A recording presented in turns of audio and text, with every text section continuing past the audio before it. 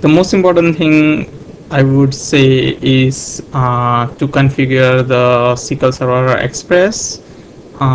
So I have installed it as a with the SE enabled, so that's through the security and server roles and login. So if you go to the SE, it's gonna bring you this thing, and you should have the password established, you should have the status grant and enable, and the rest of the things. You can look up my uh, properties of the SA user.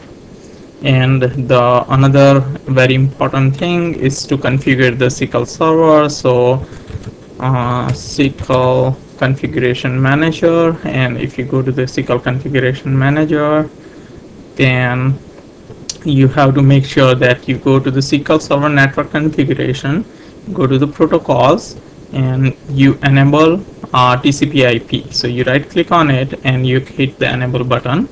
Once you enable, then you can double click on it and you can go to the IP addresses, and you have to put the TCP port as 1433 in each of these different IP version.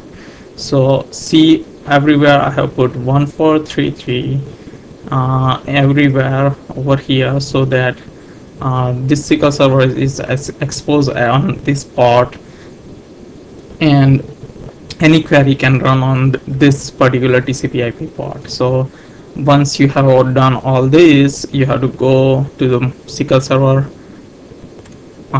Management Studio, and you have to restart.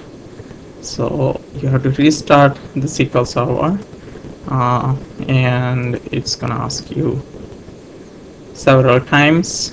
Once you restart this, you're all set. So that is how I configure the SQL Server Management Studio.